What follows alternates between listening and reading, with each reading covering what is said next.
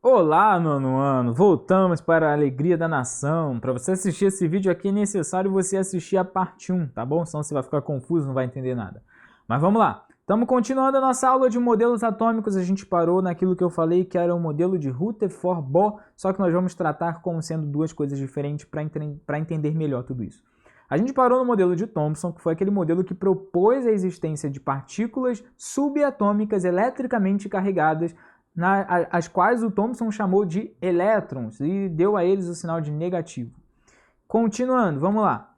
Para a gente entender agora o modelo de Rutherford, a gente precisa entender o experimento de um cara chamado Röntgen. Eu não sei como se fala, pelo amor de Deus, gente. Eu não sei falar alemão, essas coisas. Mas é por aí. Depois eu vou mandar um nome bonitinho, mando um vídeo e vocês enxergam. Esse cara, ele estava usando o tubo de Crookes no seu laboratório, que é aquele tubo dos raios catódicos, tá? O que era esse tubo? É um tubo de vidro. Dentro desse tubo de vidro tinha um gás sob pressão, ou seja, com as partículas bem espalhadas. A gente já estudou isso, né? Pressão baixa dá liberdade para as partículas ocuparem um volume maior. Então, as partículas bem espalhadas e as extremidades desse tubo de vidro estavam ligadas a um fio condutor, a um fio metálico. E isso estava ligado a uma pilha, segundo a pilha aquela pilha do Volta, que é uma pilha de metais, tá? E o que acontece? Esse raio, esse tubo, o gás que estava dentro do tubo conduzia eletricidade formando um relâmpago. É basicamente dessa forma que os relâmpagos se formam na atmosfera, com as moléculas de oxigênio. Mas não é isso que a gente vai discutir agora. O que acontece? Ele observava, pessoal, que toda vez que esse tubo era acionado e formava um relâmpago ali dentro, lá do outro lado do laboratório, uma placa de platino cianeto de bário, que era um negócio usado para fotografia, essa placa ela brilhava toda vez que ele acionava o tubo. E aí ele começou a se perguntar: magia? Bruxaria? Harry Potter? Não, ciência! Esse cara era um cientista, então ele começou a procurar a razão daquilo acontecer. Como que um tubo que está desse lado transfere para aquela placa do outro lado do laboratório algum tipo de energia mágica que faz com que aquela placa ela brilhe? Isso é impossível, magia não existe. Então ele começou a buscar na ciência uma explicação para aquilo ali. A ideia era a seguinte: olha só, gente, o Röntgen não sabia, tá? Mas ele usava argônio e neônio. Eram os gases que ele usava para fazer aquela brincadeira do raio. A gente sabe hoje em dia que argônio e neônio são perigosíssimos. Né? A gente não usa um anel de neônio andando por aí. É radioativo. Mas o que é isso? O que é um negócio radioativo? De onde vem essa palavra? Vem daí. O que acontece, pessoal? Esse cara, ele supôs o seguinte: existem raios invisíveis que transitam dali para cá. Uma energia invisível que não é eletricidade, então ela não é conduzida por elétrons. Ele chamou esses raios invisíveis de raio X, justamente por ser uma coisa desconhecida, que a gente não sabe do que é. E aí, com o passar do tempo, fizeram experimentos para descobrir do que eram feitos esses raios X. Um desses experimentos, deixa eu ver se tem foto aqui no livro de vocês. Tem foto do outro, mas não tem o que eu quero. Tá, enfim.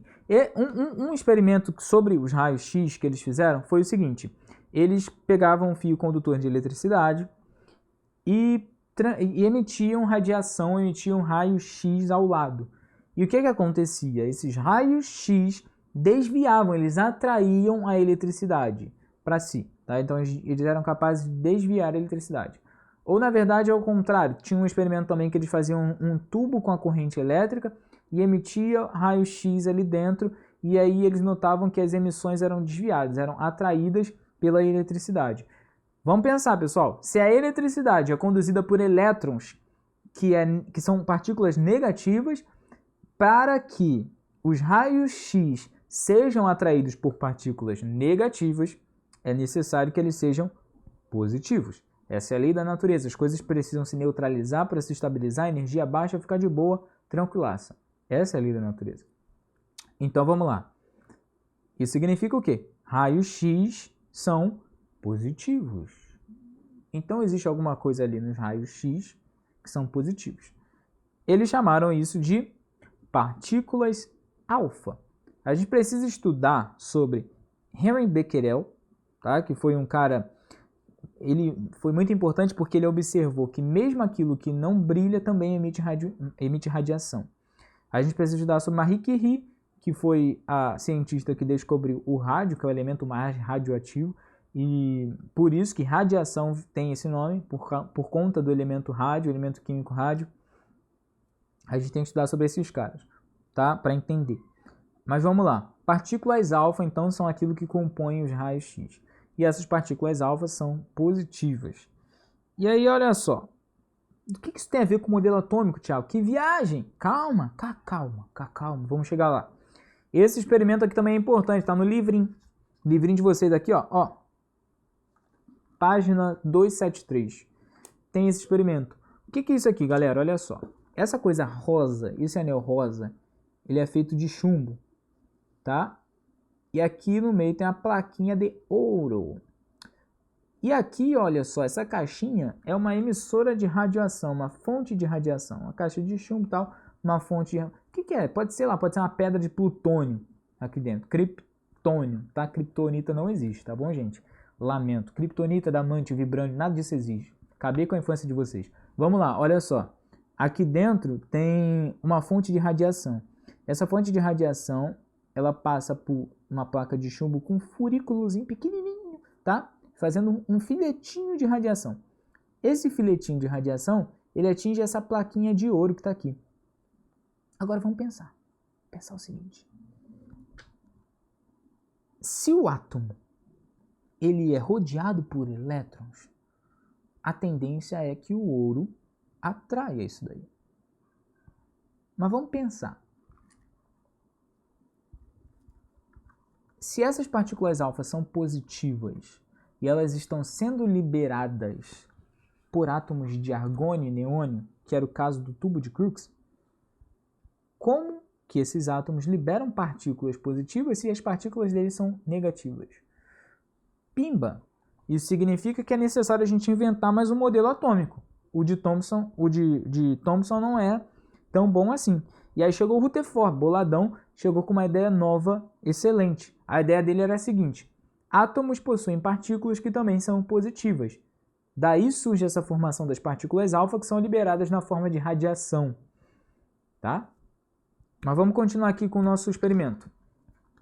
O que acontece, pessoal? Se o átomo é rodeado por elétrons, a tendência é que as partículas alfa batessem nos átomos de ouro e fossem atraídas. Só que, na verdade, essas partículas alfa eram repelidas também.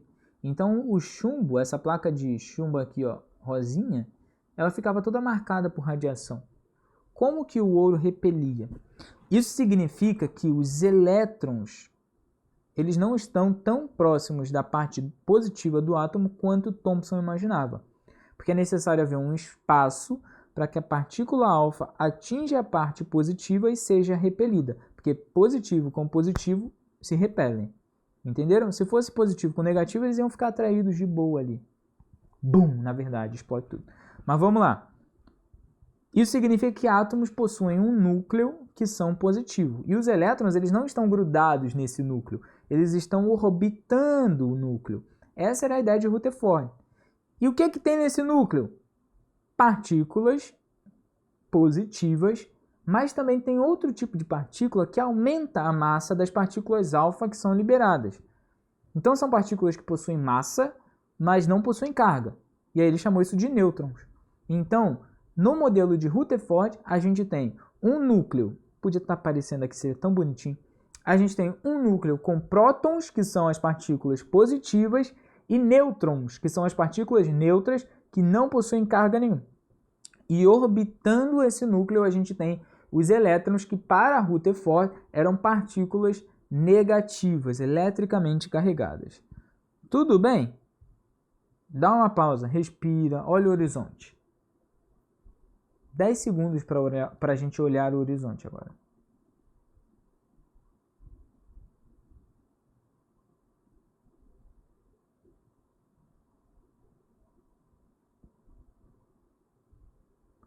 Muito bem, olhamos o horizonte, respiramos, processou a informação na cabeça, isso é muito importante. Estão conseguindo visualizar mais ou menos o modelo de Rutherford? Aqui tem até uma figurinha no livro de vocês, ó, que mostra a partícula alfa sendo repelida pelos núcleos. Então aqui você tem o modelo de Rutherford, tá? Essa bolinha mais interna é o núcleo positivo e a partícula alfa é repelida por ele. Então o modelo de Rutherford era esse. Você tem um núcleo, tá aqui, ó. Eu tenho um desenho bonitinho aqui, ó. Tô parecendo uma blogueirinha, né? Mostrando o desenho. Olha só, você tem um núcleo com partículas positivas e neutras e os elétrons, eu não consigo nem acertar o papel, e os elétrons ao redor desse núcleo, tá? Beleza? Pausa para respirar. Agora eu vou falar sobre Bohr. Entenderam por que Rutherford e Bohr não são a mesma pessoa? Agora eu vou falar sobre Bohr. O que acontece, gente? Vamos juntar duas informações. Como que um átomo transfere energia? Ele perde a energia dos elétrons, certo? Elétrons emitem energia. Para que um elétron ele consiga manter uma distância entre o núcleo, ele precisa ter uma energia, tá? Porque pensa, núcleo é positivo e o elétron é negativo. Então, o núcleo está atraindo o elétron. Tecnicamente, o elétron ele tinha que encostar no núcleo. O que mantém o elétron em órbita? Essa é a ideia. Por que o elétron ele consegue ficar ali em órbita? A sua energia negativa. Ele é eletricamente carregado. Isso mantém o elétron em órbita. Só que olha só, olha para a luz. Olha ao seu redor. Os elétrons estão constantemente perdendo energia. A luz que a gente enxerga é a energia que elétrons perderam. Eletricidade, energia de elétrons. Então vamos pensar. Você tem um núcleo, você tem um elétron lá, todo feliz. Eu sou um elétron, estou girando. Ele está lá, todo feliz, girando ao redor do núcleo. Só que quando ele perde energia, a tendência é que ele se aproxima cada vez mais. E ele vai se aproximando cada vez mais, ele vai se aproximando até chocar no núcleo. Se isso de fato acontecesse, a existência não seria possível. O universo não existia e nós seríamos, sei lá, não sei o que a gente seria nada. Enfim, se nós somos alguma coisa, é porque existe uma distância entre elétron e núcleo, certo? Então, quando o elétron perde energia, isso significa que ele não se choca com o núcleo. Aí vem o modelo atômico de Bohr. O Bohr ele desenvolveu a ideia de camadas energéticas. Quando um elétron perde energia, isso significa que ele fica uma camada mais energética, mas ele se estabiliza nessa camada. Ele não fica girando. Tem um desenho, cadê? Olha só, peraí, vou mostrar para vocês, ó. Esse aqui era o problema, ó. O problema é esse aqui, ó, tá vendo? Ó? O elétron ele ia emitindo radiação e ele ia girando até atingir o núcleo. Só que pela hipótese de Bohr, olha o que a gente tem. Camadas, ó, tá vendo? Então o elétron, quando ele perde energia, ele fica uma camada menos energética, mais interna. Pensa o seguinte, pessoal, pensa que você está vindo para a escola virtual agora, blogueirinho. Mas vamos supor, antes do coronga, essas coisas. Pensa que você estava indo para a escola e tinha um cachorro, sei lá, um pitbull, em Agostinho Porto. E esse cachorro está correndo atrás de tu. Caraca. O que acontece? Se você tomar um café... Pitbull não dá. Vamos mudar a raça aqui. Sei lá, um dálmata. Um dálmata perigoso. Se você tomar um café legal, reforçado, você está com energia. Então essa energia vai te manter afastado do pitbull, ou do dálmata, sei lá, do cachorro. Quanto mais o tempo vai passando, você vai perdendo essa energia, porque você está gastando ela para se manter afastado. O que vai acontecer? O pitbull vai se aproximando de você, o que é um problema, tá? Essa seria a ideia do modelo de Rutherford, mas isso não acontece. O que acontece? O elétron perde energia, se aproxima um pouco mais do núcleo e se estabiliza, porque ele fica em uma camada menos energética. Então, o modelo atômico de Rutherford, o modelo atômico de Bohr, ele traz para a gente camadas de energia, níveis de energia. E quais são essas camadas? Vocês vão ver no livrinho de vocês. No capítulo... Não sei, acho que está no capítulo o quê?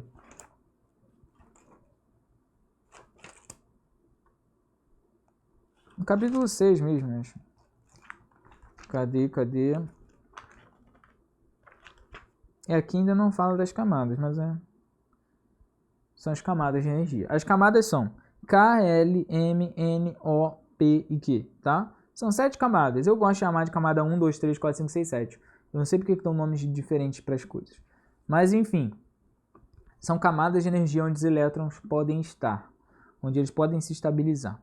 E aí depois, pessoal, teve um outro cara que não está no livro de vocês, mas que é importante a gente falar, que é o Arnold Sommerfeld. Eu não sei se pronuncia assim, porque esses caras, eles são uma mistura de inglês com alemão que eu não entendo. Esse cara aqui. Ele propôs uma ideia que complementou a ideia de Bohr, que é a ideia de subníveis de energia, ou seja, subcamadas de energia.